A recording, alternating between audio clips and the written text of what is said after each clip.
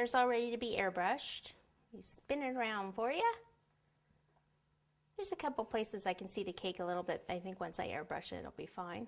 If not, I'll cover it back up. Okay, so airbrush coloring. I'm going to use brown. I have a little yellow in case the brown's too dark. And I also have the airbrush white color. Because I'm thinking of just starting out using, trying this with the brown. Because I think the brown by itself is going to be too dark. So always have some paper towels near you so that you can practice a little bit. So I think I'll start with putting mostly white in and like a splash of the brown. Just kind of go like this to stir it up. That actually looks like a nice color right there.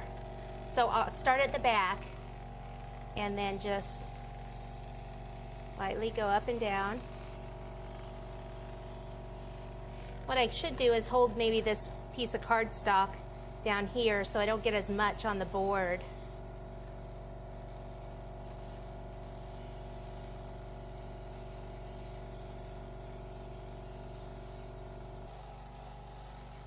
Okay, so once I get it really lightly coated, oh, I forgot the ear up there.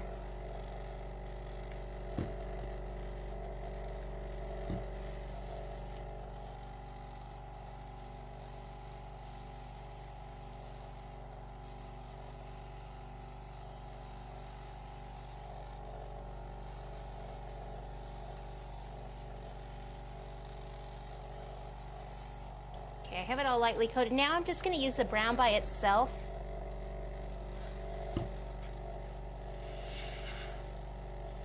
And I'm going to go around certain areas like between the leg and the body and just go a little bit darker in there. Do a little bit of shading right inside there. A little bit down here. Around the arm.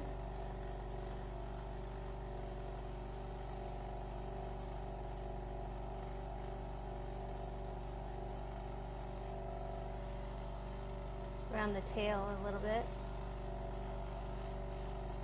the neck,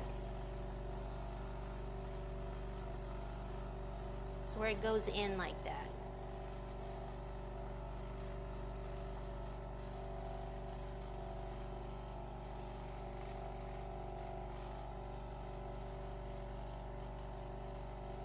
Okay, and then around here just a little bit darker around the muzzle part. By the ears.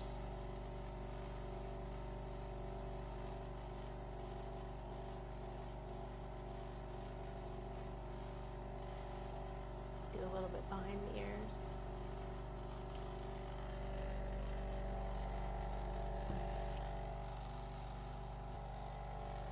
Okay, I think that's about good because like I said, I want to keep it pretty light. Then we'll go ahead and add some fondant features. So I'm just cleaning out the airbrush so it doesn't get clogged. So you just want to spray until it comes out clear, which it is right now. Turn it off.